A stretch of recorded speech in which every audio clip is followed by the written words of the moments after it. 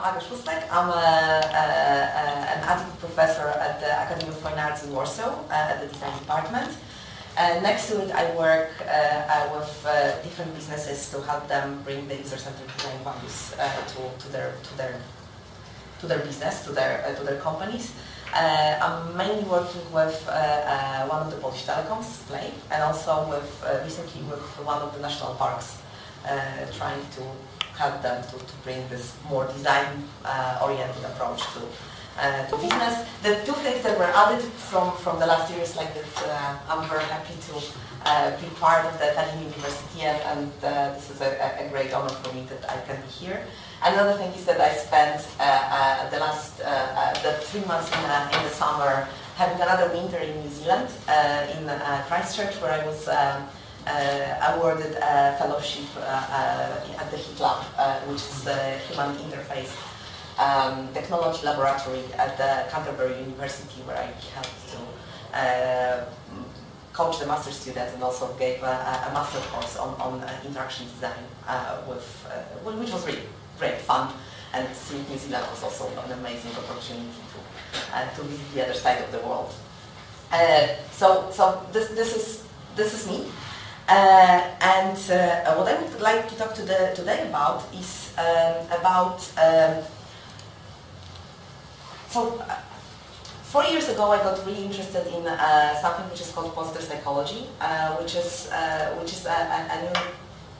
new discipline within psychology, trying to help people flourish. And I was wondering, like, how can design help to implement the many things that positive psychology is talking about? As you know, the guys are really psychologists, so they have very crude ways of trying things out on people. And I thought that design can be actually an amazing opportunity to bring some new changes into that discipline. So just to explain what positive psychology is all about. So psychology is a field that started in the early 20th century, and for many years it was concerned about how to help people go from bad to zero. And basically it has a very big historical reason for that. Basically, especially after the First and the Second World War, people were coming from the war really traumatized. And the idea was that psychology was supposed to help these people to get back into the normal life.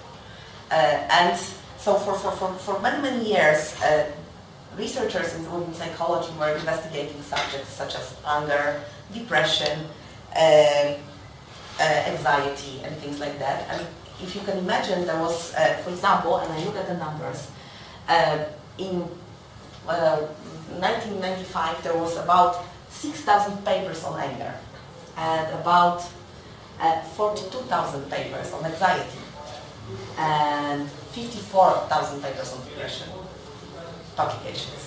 And if you think about it from the other perspective, this is getting people from very deep down into zero.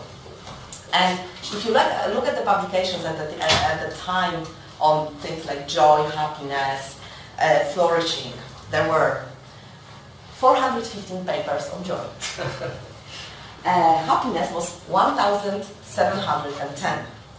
And life satisfaction was 2,582 papers. So the balance, or the ratio between, was 1 to 21. And then if you think about it, this is actually quite striking. And also, like, from the design perspective, people were designing things to help people get from depression to normal life. I myself was working on projects where we were doing projects for people who are in the psychiatric crisis center, and they were supposed to come to the normal life, to the regular life. But then, you know, you come back to life, you are better for a moment, and then what? What happens? So basically, like I said, was getting people from negative to zero. And in 1995, Martin Seligman said that this has to change, that it cannot be that we are only bringing people into he called it a mode of quiet depression. So people are not really acutely depressed, but they're not really happy about their lives. That there's something where people are stuck in, like a limbo sort of thing, which doesn't help them to appreciate, enjoy their lives. which is really a pretty sad thing. And from the psychology, he was telling about it from the perspective of psychology, but I was looking at it from the perspective of design. And with many things that we are designing for efficiency, for effectiveness, for things that bring people from A to B, but we are not really designing for joy in doing these kind of things. Like one of the examples, I don't know if Mark Hasenthal was talking about it, he likes this example, and it's his example, but so he said that he was telling me once that he was doing a project for BMW, and BMW said, okay, we want to design a new GPS system for navigating cars. And the GPS system is sort of this psychology approach, so it gets you from A to B very efficiently, like fastest, shortest, most convenient path. But how about going for holidays? Like if we go on holidays, we don't want to go from A to B. We want to, wander around, find cool places, find new places, nice places, discover something which we wouldn't have discovered otherwise. And that's something that this very efficient approach, very industrial approach, very much from minus to zero approach doesn't really offer. So what Martin Seligman said is that positive psychology, and the positive psychology is not meant to replace psychology, it's meant to complement psychology, is to get people not from zero, not only to zero, but first of all from zero to the positive, so like to make them happier, but also to strengthen or build their immune systems, emotional immune system. And this is something that really triggered me, being a person who lived many years abroad and coming back to Poland, and Poland is quite known for complaining about things, so like Polish people are big complainers. Suddenly I started realizing, oh my God, it is this immune system is something that makes you look at one thing from perspective of, okay, this is actually a positive development, versus looking at something, oh my God, it could have been so much better. If you can see how much it matters. And so for me personally was starting, so I started getting more and more interested in the field, and of course before I can start thinking about designing, I went to understanding what this positive psychology and the whole field is all about. And there is of course a myriad of topics that are being addressed there, from intrapersonal to interpersonal, because these are the two big things that matter. But the first thing that was really, really important for me to understand is that happiness is not the negation of unhappiness. That being not unhappy doesn't mean that someone is happy. And this is something that really was really striking for my understanding, is that like, oh my God, so it doesn't mean that I make people, like if I design something, it's not, so I don't want them to stop complaining. I want them to start appreciating the things that are happening around them. That's the level of difference that's happening over there. There is another thing that was really quite striking for me. I did one of the massive open online courses on positive psychology from Berkeley, and there was something that was really quite striking for myself as well, then for my own understanding, that there is like an intra-change, so like my internal change versus external change, the change that happens between me and other people who surround me. And an example is for the internal change, for example, to be more mindful, to start seeing how the world is around us and what are the good things that are happening, or what are the things that are happening there. So like being here is like, for me, my mindfulness thing is like, I see that you are looking at me, I feel happy that I can share something with you on the subject that interests me. I like the building, I'm happy to be in Tallinn. These are all the things that matter here. These are my very personal feelings, so I'm not thinking about them in terms of like, what would I be able to do if I stayed in Poland, for example, get better, so coffee, or planning some other things, like, okay, when I go to Poland, then I'm going to do this, and that. So this is for me this mindfulness thing, which is part of being happy, understanding like where I am and what I'm doing. So this is very, very personal thing. This is something very, very deep inside of us. Another very interesting example. I'll talk about this, and then I'll talk about something that connects it. So the interpersonal or interchange relates more to how I relate to other people. So, for example, how grateful I feel towards people, like whether I'm actually appreciating that other people are doing something for me, and how much I appreciate it. Do I realize that actually usually we get more than we give, because we get from many people and we give as one person. So there's always this really optimistic imbalance in the things we are getting versus the things we are giving. And getting this realization how I myself relate to other people and how those people are influencing me is another huge, very interesting area for design and for making these things more clear. And there's something that comes in between, or like actually connects these two things. And for me, the most striking thing was the ability to forgive. Forgiveness is something that is very interpersonal and intrapersonal, because forgiveness is one thing is that you forgive the other person, but the process of forgiving happens in us.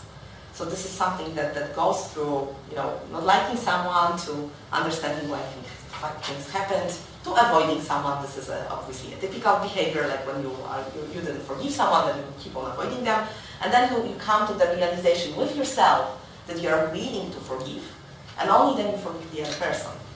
So this is something which is like extremely interconnected and a very complex process. I never really realized how complex this process is. And one of the things, which was one of the most striking aspects of this course, was that in many things we are very unwilling to forgive ourselves. So we sort of come into routines, for example, come into certain behaviors that we are not really happy about, and then we sort of continue them, not being happy about them, not forgiving ourselves. So forgiving ourselves means that we want to change something. And there's this loop that we are kind of stuck into our habit or our routine behavior, and then being unhappy towards ourselves that we are stuck in it, but not really changing the whole situation. I don't know, I hope that this is clear. Okay. So I did an exercise with my students, with my master students in Poland. They are design students and they are not really skilled in technology, so they really struggled with the ways of designing things that they were supposed to design. But in the end, actually, I think that they did a great job, and probably the fact that they had to do it in an analog way was in a way that made them more mindful about what they wanted to design, which was actually quite cool. And I would like to show you three studies of three examples of three solutions that they designed to change own habits or own routines into something that could be seen as a ritual. So the difference between the routine and ritual was that the routine is something either negative or neutral, something that we have to do rather than we want to do. Something that doesn't really bring joy, and the ritual for them was something that brings satisfaction, that has a very positive notion, and that is being done in a mindful way. So in a way that actually is being consciously processed rather than subconsciously done. So the whole exercise that the students were supposed to do was, I asked them to go into three, and they were supposed to design. So they were supposed to get to understand a routine that they had in their life, and they were supposed to design for another person, and then this person was supposed to test the solution and then report back whether this actually influenced their behavior, so whether this helped them to change their behavior from the routine oriented into the more ritual oriented. And when I was analyzing these designs that they did, I realized that they had very interesting characteristics. Some of them were very closed, so they were really related for one particular activity, very direct solutions. Some of them were like semi-open, so they were designed for a particular solution, but they could be adapted to something else. And some of them were very, very open, so they were like, you got the tool, and then you were supposed to, you could use it one way or the other depending on how you wanted it. And so I selected three of these designs that actually represent three of those approaches, and I would like to later on tell where the differences were and how much the students got engaged with those designs. So the first design, this is Olga, and Olga has a bent spine, so she's got some problems with the spine, and she should regularly exercise. And as the exercises are boring, she doesn't do them. And the consequence of not doing them is that in the end she will get the spine pain stronger and stronger, and eventually she might not be able to work with a computer because the sitting position is something that really harms her. And so, you know, her problem, she said, like, I don't want to change behavior, so like I don't have a habitual behavior, but I don't have a behavior. I want to have a behavior, I want to exercise, but I cannot force myself to do that. So I know that I'm acting against my own health, but I cannot force myself to actually change it. So what was designed for her? There was a number of elements, and this is an example of a closed probe. So basically what was designed were the cards with exercises. The exercises were rather short, about like 5 to 10 minutes. And there was, these were the stickers, and I'm going to talk about the stickers in a moment.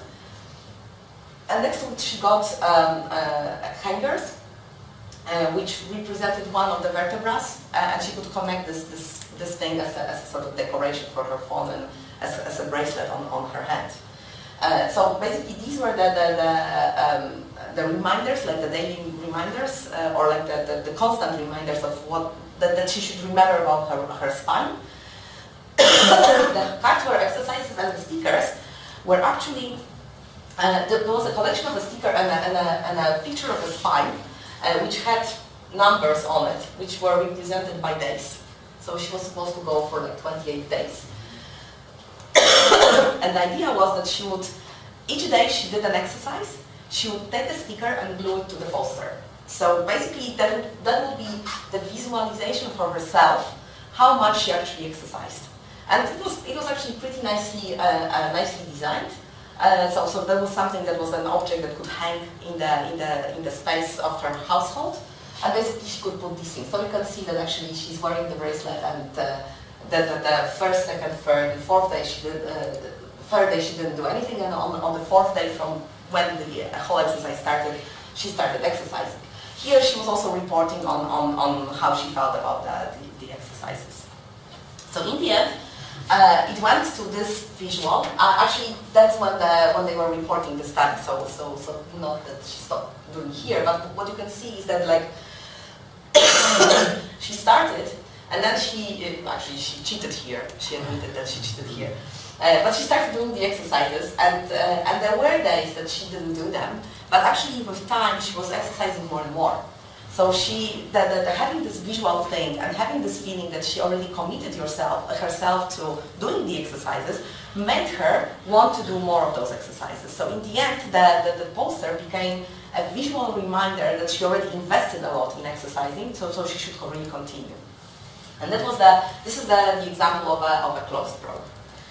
Then this is Veronica, and she has this major problem that she's always late. And this is spectacular. She is seriously always late. She overbooks her calendar. She has too many things going on. She never plans well her commuting time, so she comes to every single meeting late. She comes to classes late, everywhere she's late. And she said that this is something that people know her by. So on the one hand, they sort of forgive her this a little, but on the other hand, she realizes that she's being seen as unreliable. So this impacts her professional career, or will impact her professional career in time, because she will be seen as this unreliable designer who is always late with her designs.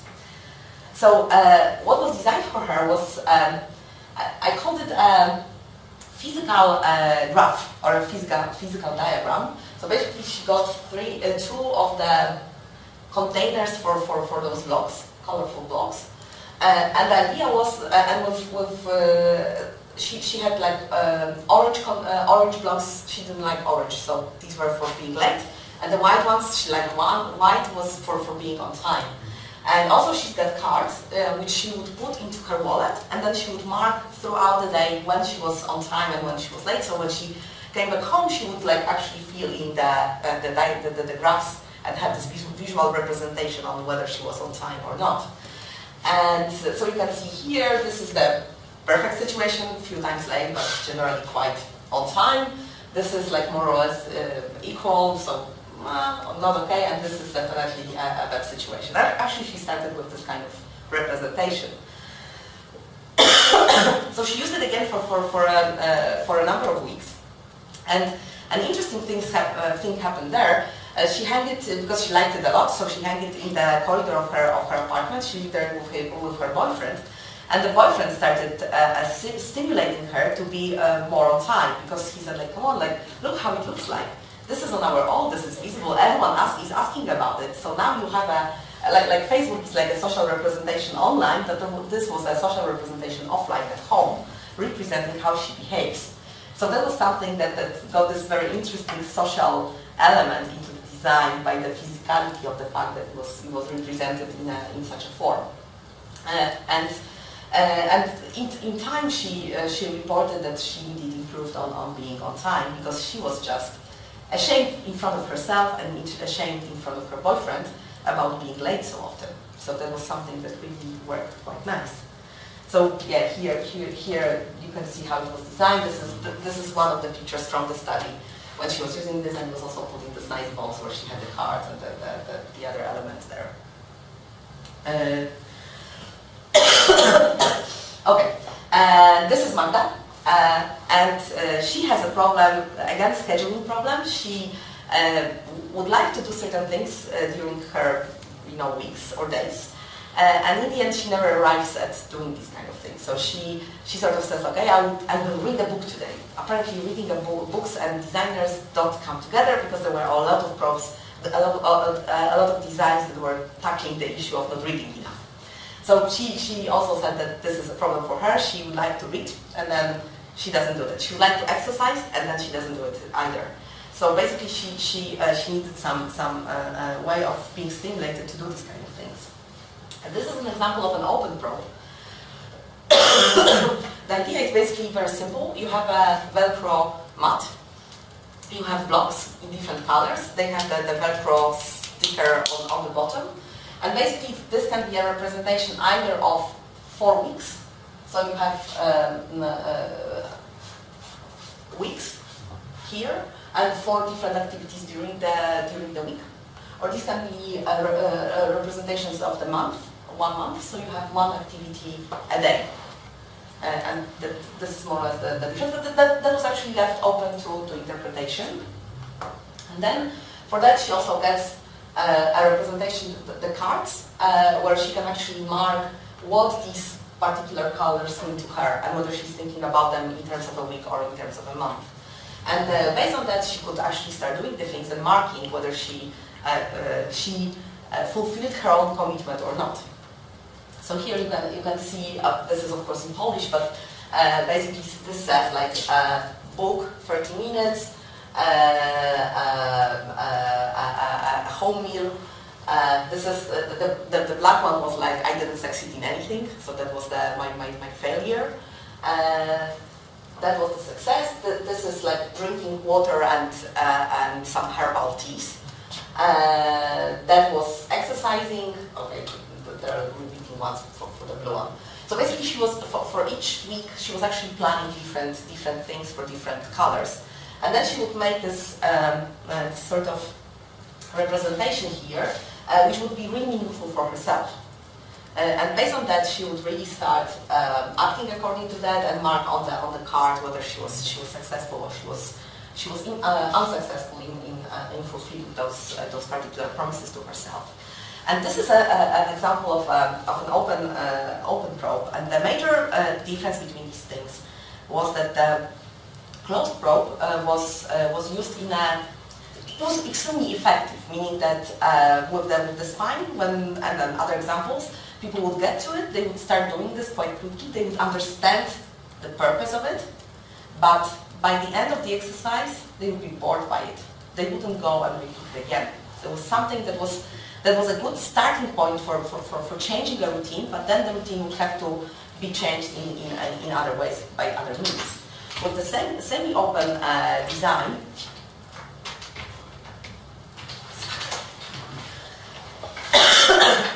with the semi-open design, what was really interesting was that, first of all, it kept on being fresh, because this graphical representation and other representations were actually seen as really quite nice.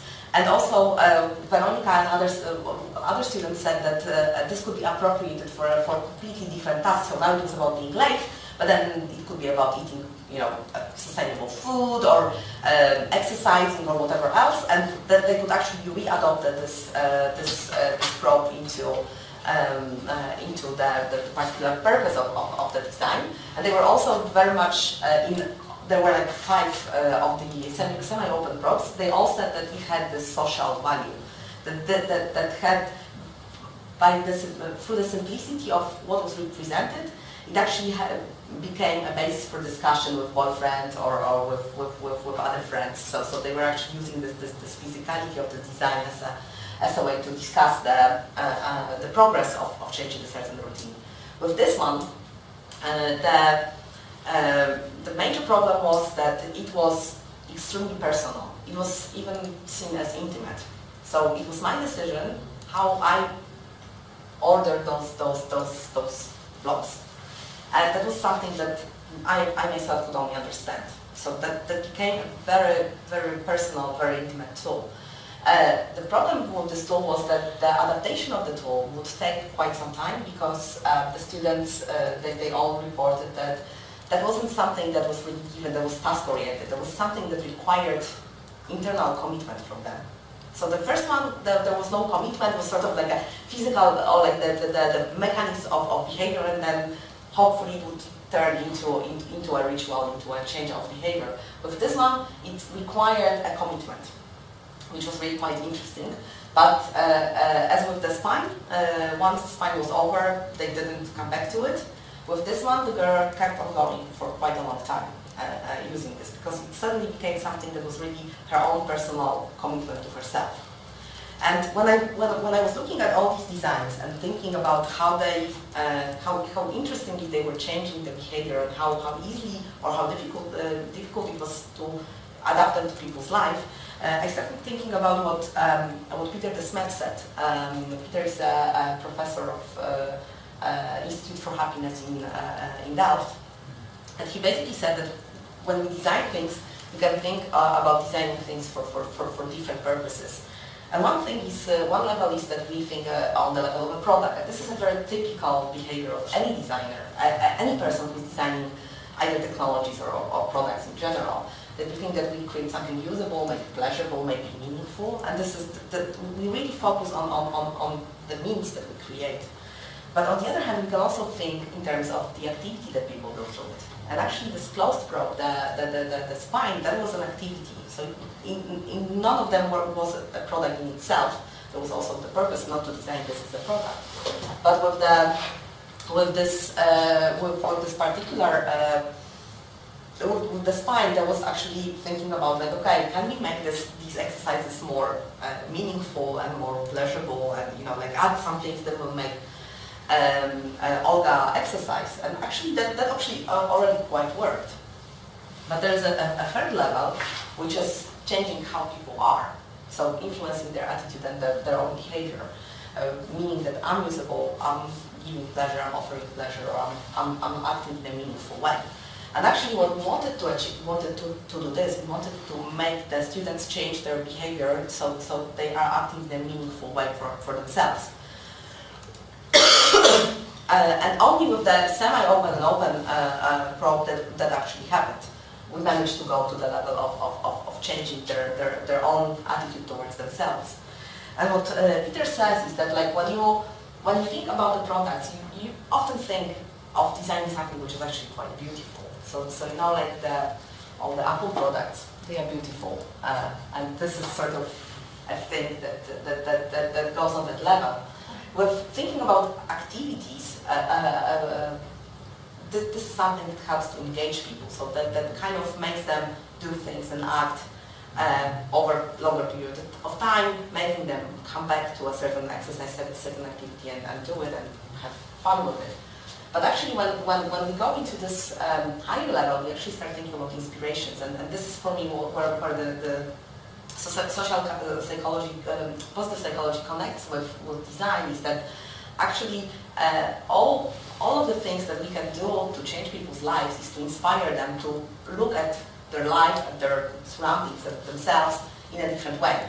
And thinking from that perspective, I think that when we start asking those questions from like how can we help people change rather than how we create a product that does something, helps them to get into more happy state of life. And this is broader than just that, but I think that especially for this particular thing, for making people understand what the value of their own actions, life, and surroundings. This is probably the best way to approach the design. This is it from my side. It was supposed to be so. Actually, I'm sorry. I apparently didn't read email from David well enough because I had an impression that we were supposed to have 2 half-an-hour presentations with another person. That's why I made it for half an hour, and I'm exactly on 35 minutes. So yeah, that was my design. So I'm sorry that it's not longer. I could have shown you much more examples of the designs of the students, but as I understood this way, then that's my story. Any questions? I read from the previous slide. What do you mean by I'm usable and I'm deliverable? So actually, I'm acting in that. So I can be of service. Okay. I can give pleasure. I bring pleasure. So I'm offering pleasure. I act in a meaningful way. So these are so this is something that represents my attitude and my way of acting with or interacting with the world, rather than thinking about okay, I'm riding a bike. Riding a bike is an activity, but it may have different meanings, right? Mm-hmm. So if you take the previous example, the one with the cubes, then by changing her behavior, she became more usable. So actually, in her way, she started acting in a much more meaningful way. For herself.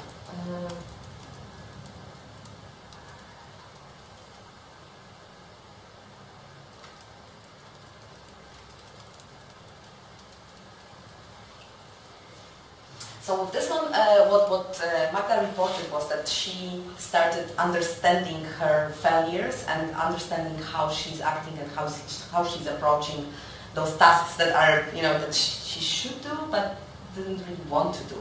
So suddenly she got, this thing helped her to get meaning into her own actions, so they stopped being so automatic. Okay. And she was able to keep herself on track as well? Not always.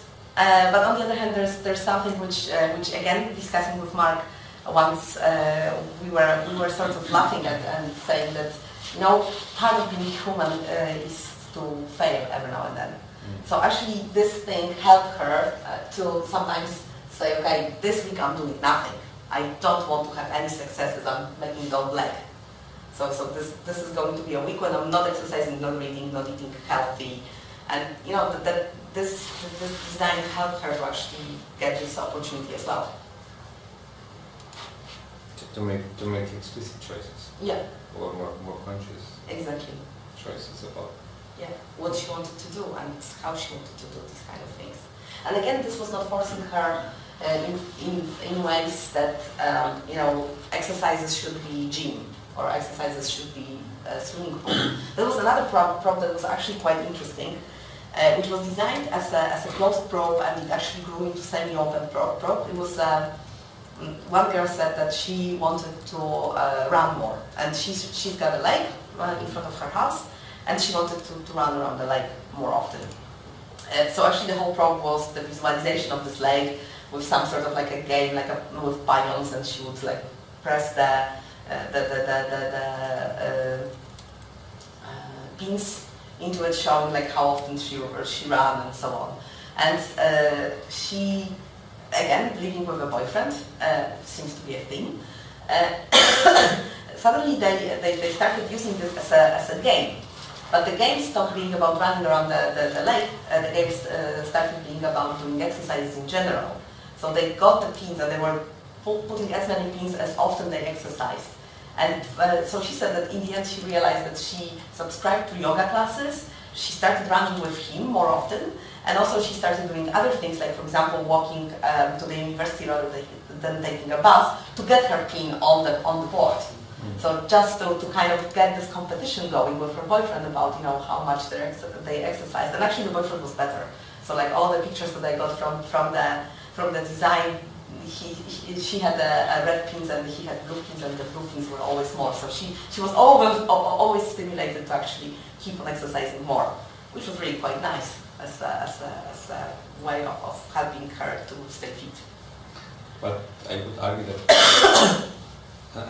unless the thing actually gets, unless this motivation is uptaken and becomes intrinsic, then the thing fails, because you remove the carrot and then the behavior stops. So yeah. Was this reflected one? So actually, with this particular exercise, with this study, what they were supposed to do, they were supposed to go for a month doing this. Okay. So that there is this theory that like if you repeat something 21 or 28 times, then it becomes a new routine, or like it kind of becomes automatic. And interestingly enough, it became more prolonged. I didn't check, so I checked it after they graduated, and then I didn't check anymore. Actually, I should when I go back to the university. But then with the spine, once the spine was finished, the exercises stopped. So the closing, the closed design of the spine of this particular design made the exercise stop happening. With the containers, with the blocks, and with this one, they kept on doing this. So they found fun in it. They kept on doing it with it? Yes. But if you remove the it, is the thing then uptaken? So do you actually change behavior, or just conditioning behavior? That's interesting. Yeah, that's very interesting. Yeah, no, I didn't do that. I was just curious whether they kept on doing it. Just to stop exercise and then try to measure somehow the effect. Yeah. Actually, I know that they didn't.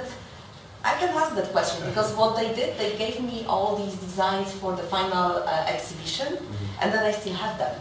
So now I can ask the question whether they kept on changing the behavior without the probe, without the stimulation. But you've been yourself working on this topic. So actually this is something... Have you yourself been working on this topic before? No. So actually the thing is that this is something that got really interesting for me, and I started doing this with Evan Carapanos in Madeira. That was something that I presented last time. That was the sort of change of behavior depending on how what sort of feedback the system gives about your behavior change. So I don't know if you remember, but it was about losing weight and quitting smoking, and the positive feedback was making people feel more intrinsically motivated and therefore changing the behavior regardless of the feedback. So that was something that we did with Evan and with Mary Barreto, who just graduated with her PhD. And that was the first study that I did there, and I thought, okay, this proves the point that there's something in the behavior that can, so where the design can help to change behavior. And because like I myself don't really have a research place to run these kind of things, so I do them with the students.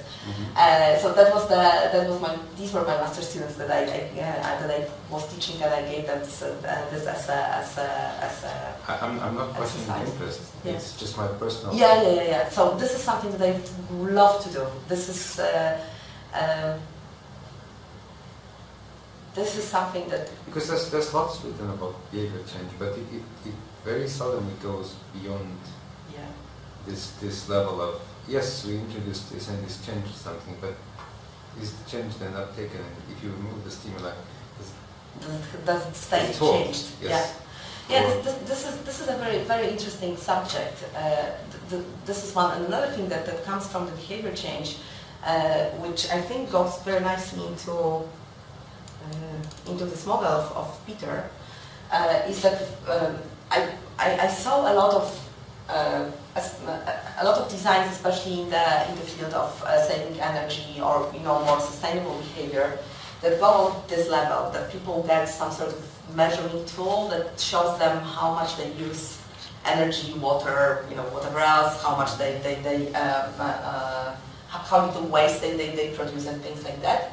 And they get this information back, and they either do something with it or not.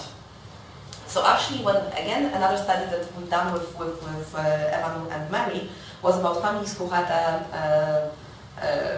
energy meters installed for 2 years. So there was the one big apartment block. All the families living in that block had this meter, and then Mary was interviewing them later on to understand how they were changing, especially in terms of the family behavior. So like not individual behavior, but like interconnected behavior of many people living in the same household, and how this small community was influencing the impact that these tools were creating. And of course we got very interesting results. One being that if you have young children, you are more sustainable because you want to be a good role model for the kids. And then when you get children who grow into the age of being teenagers, you just quit on everything because you don't want to have another quarrel with your children. So you kind of give up on being sustainable at that point. But also there was something that was really striking for me, was that people who were motivated to be sustainable were more sustainable. So if they wanted to act in a meaningful way, the tool was helping them. But if they were not that much interested in that, the tool was doing nothing for them, really, or very little. So that was very quickly falling back into the previous behavior. And this is something that's really quite interesting, because often, especially with this sustainability subject, the approach on behavior change is really done on the level of creating some tool that we can plug into people's homes, and hopefully they will use less energy and less water and things like that. And very rarely it is being addressed from that level, which is really quite interesting. Yeah. So if I might add just something, because if it's taken on this third level, where you actually change the person, or the way you, let's take the Magda case, you change her inside into hers. It is possible that if you take away the device or the tool, whatever, the behavior goes back to the previous, but still she got an insight into herself, and maybe the change is actually, can be observed somewhere else. Somewhere else.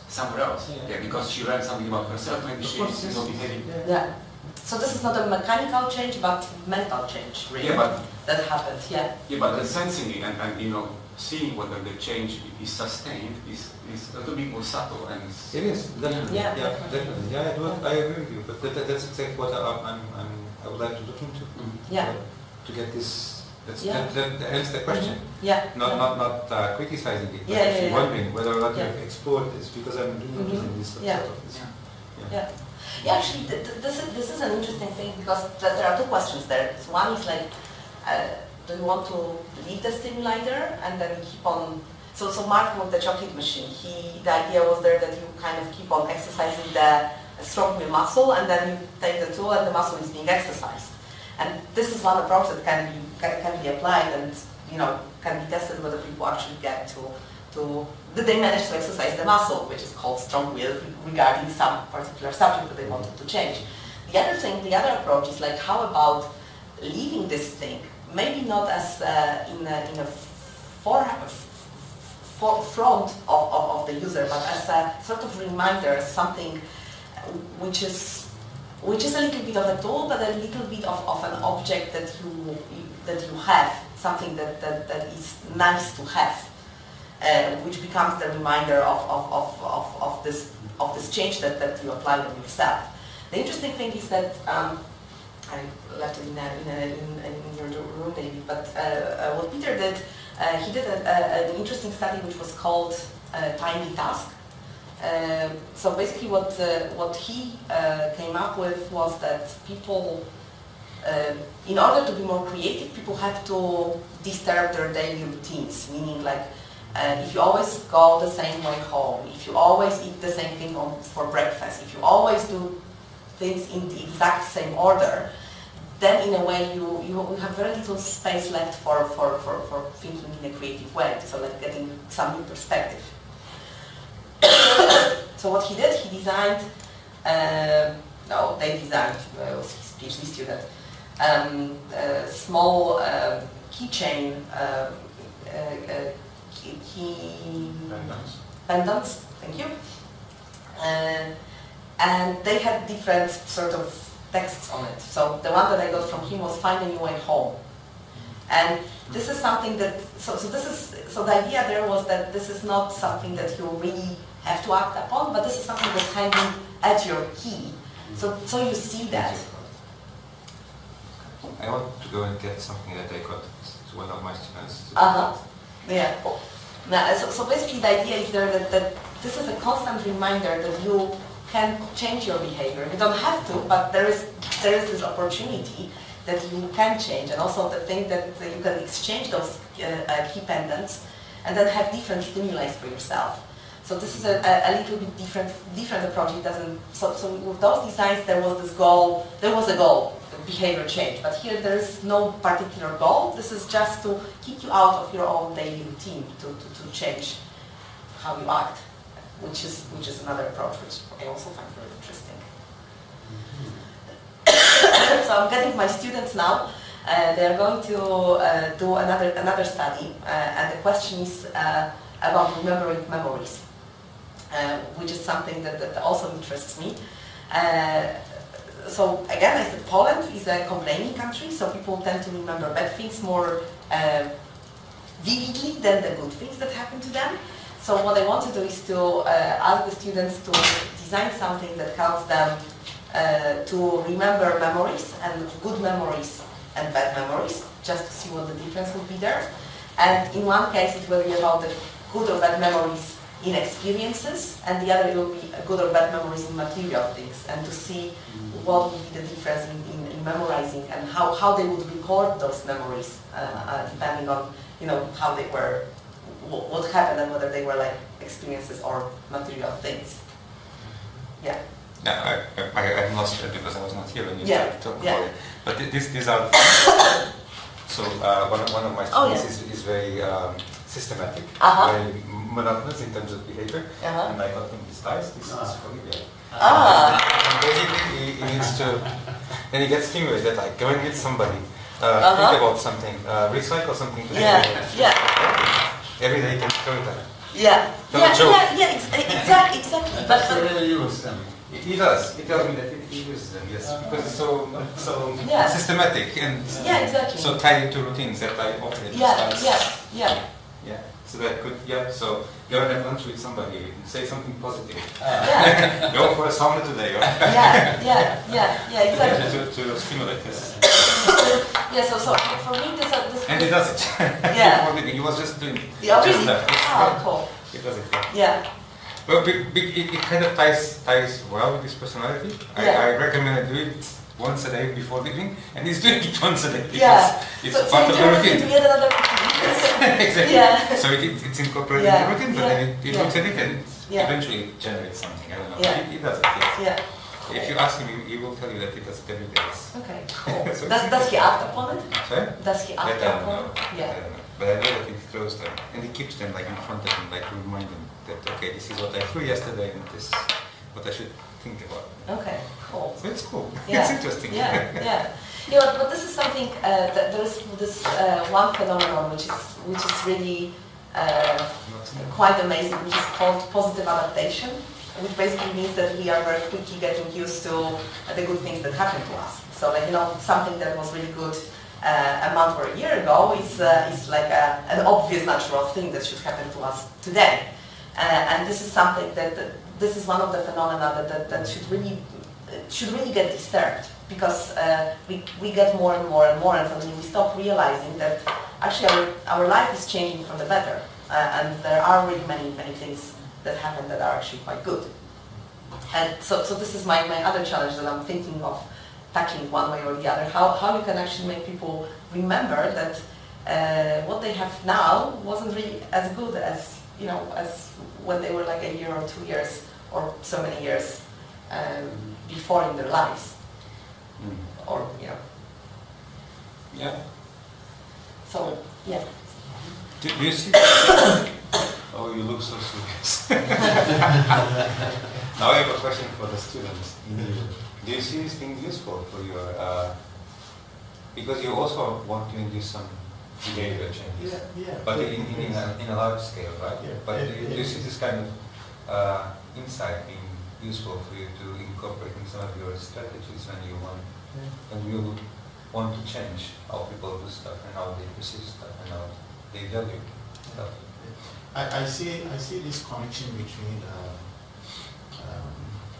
this deep intrinsic motivation component on the individual, facilitating the exploration and solution.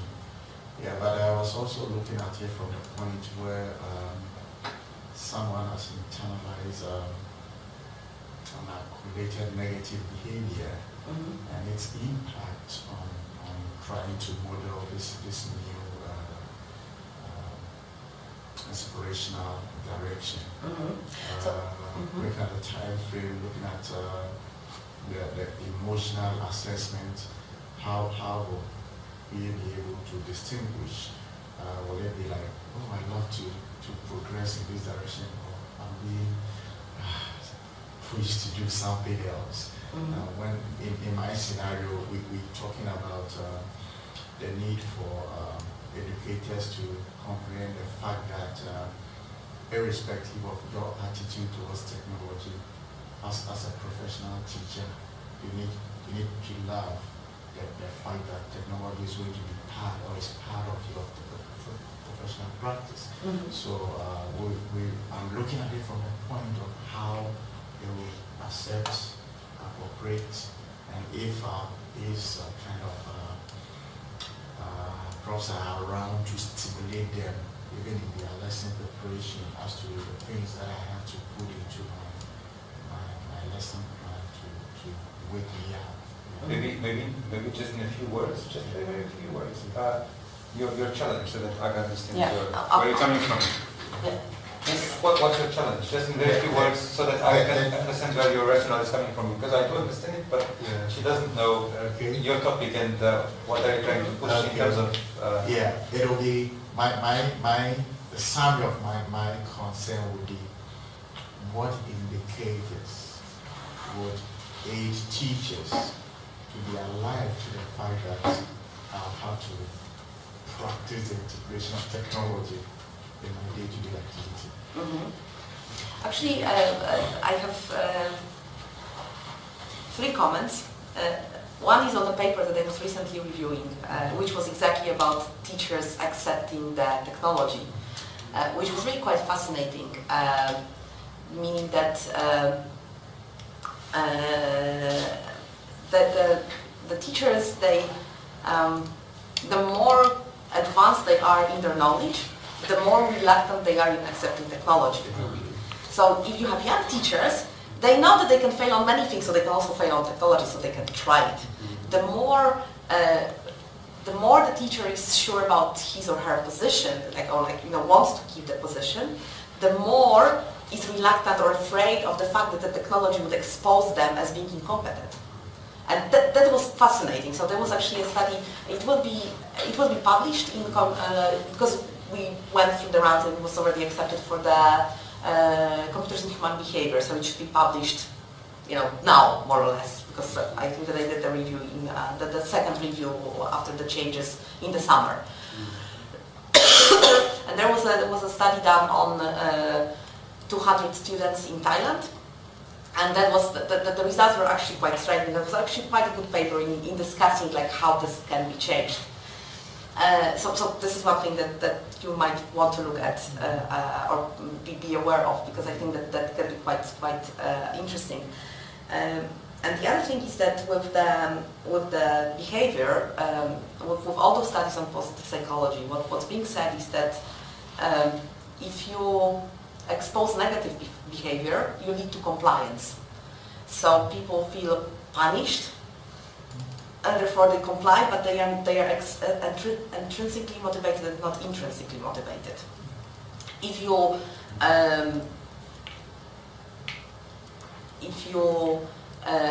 show positive examples, and if you sort of prize and award positive behavior, even with small steps, people get encouraged to change, because first of all, suddenly those competent teachers realize that other competent teachers are doing these kind of things and they are not as competent as they could be.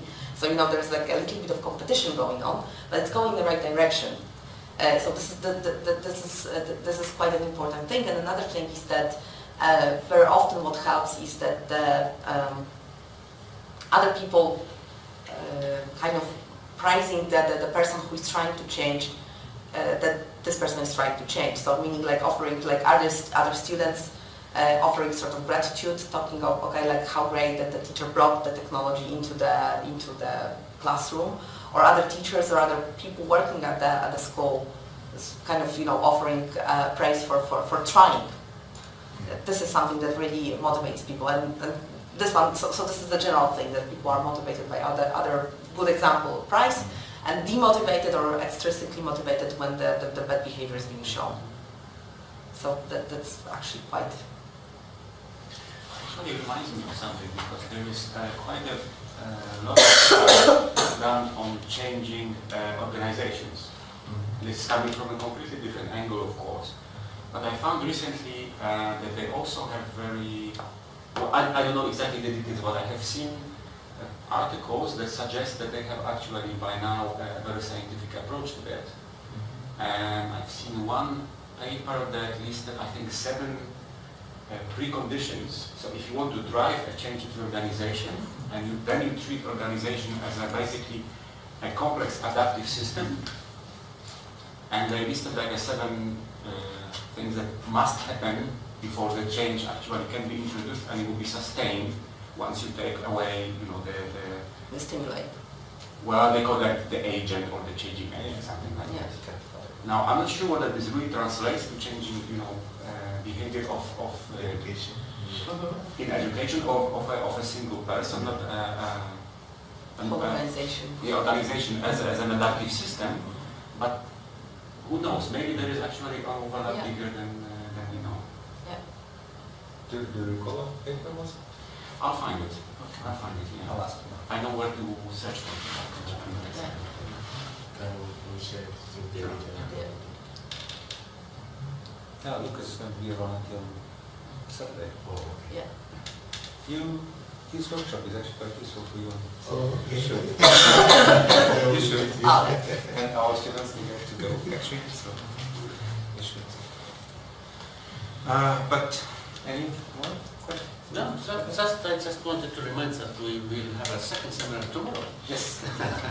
So that was actually the speed that Mama is giving us. Mama is coming tomorrow. Okay. So she's arriving tomorrow. But actually I did not much, so at what time? Do you remember? 2. At 2 o'clock. Okay. Here. So No, not here, there. This room is So we taken. have a curriculum council at that time, education technology and teacher of informatics. So That's why this one is busy, this room. Yeah, this is why we are here. Yeah. But I'll go there and present her, yes. But you are welcome to come, of course, Okay. and get to know Mala. I think it would be good. Get to know her. cool. Okay. Yeah. So I'm so sorry. I can only blame it on my illness. Not reading the mails well enough. I think it was very nice. Thank you very much. Thank you. Thank you.